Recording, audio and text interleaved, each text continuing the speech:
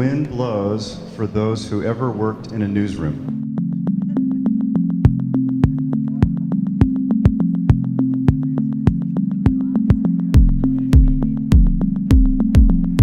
The wind blows for those who work in a newsroom now.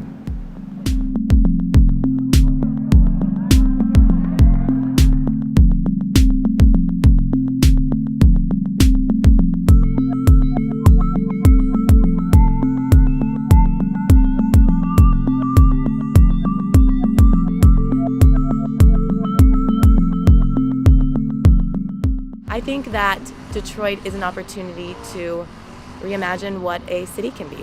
I think it's a way to look at the resources, to look at the structures that we created, that so much of came out of Detroit in terms of, the car and how it led to the interstates and the suburbs and the Walmarts. And I feel like Detroit almost shifted this paradigm towards what so much of America is living in. And I think in seeing how it's failed us, and it failed us here in Detroit, I think it's interesting to say, we're starting over in light of what we've learned.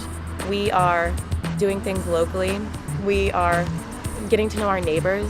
We're investing in our communities to do things that are sort of from the ground up, that we don't have to outsource everything, that we can make it on our own. And a lot of the power and what we need to be able to grow our communities and sustain our communities are slow stories. And so we need to change our news production processes. We need to change how we do what we do as news. That news can actually feed a community.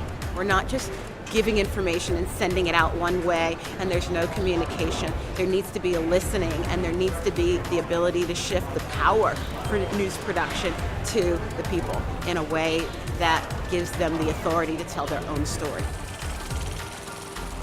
Why do you think it's so important for a community to tell its own story? Because it's their story. They live it. They know it. It gives the authenticity that sometimes is often lacking when someone else comes in and try to tell the story. Time has acknowledged that they came to Detroit, spent $99,000 on a house in the West Village area of Detroit to house journalists for the purposes of taking on assignment Detroit. Their purpose was to reframe the image of Detroit for the national press. And the idea being, if we can give a more well-rounded portrayal of Detroit than had been here, could we give the nation a more true picture? Having someone live here, breathe the air, talk to people every day, not just in an office setting, which is more typical, a bureau, let's say, but have someone live here and have to find a coffee house to frequent, to get to know his neighbors, to be out in the city and visible and a face of the magazine, that he would hear more, see more, write more. This is where the Time Warner House is somewhere. Okay, this is the only address that seems to register as the 714 that even seems to resemble anything that they've said.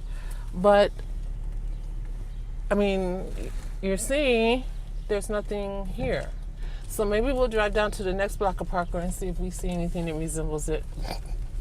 All I know is it's on Parker Street. I went looking for the house and I have yet to find it. And then the major media, even though some of them, say they live here, they don't live here. Their mind isn't, with the mass of people that ordinary neighborhoods. They don't know what life is like in ordinary neighborhoods.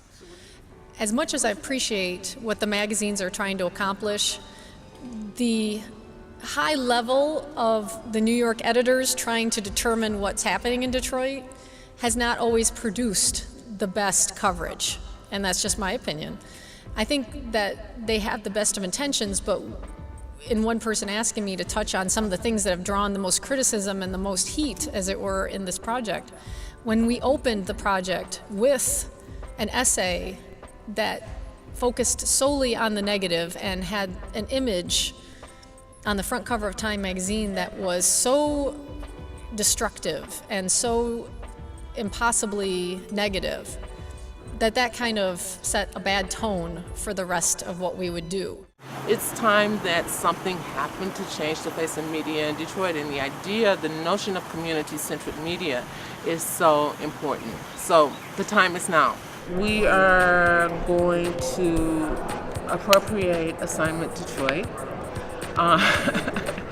and turn it into a multi-platform vehicle and really provide forums for people for the citizens of the city to tell their own stories, as well as to address ways of finding solutions to major problems within the city.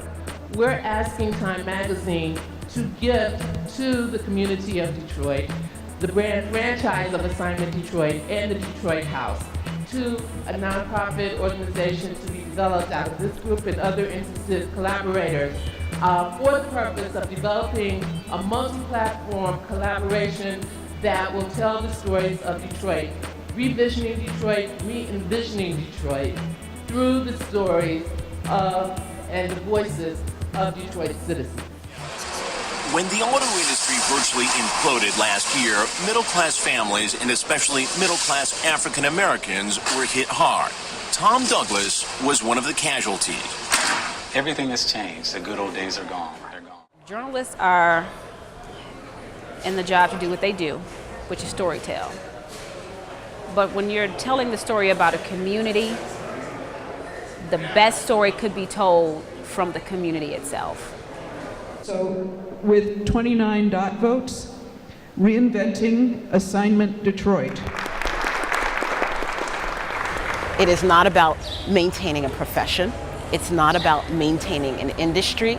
It's not about dollars and jobs for a certain segment leaking out of an industry.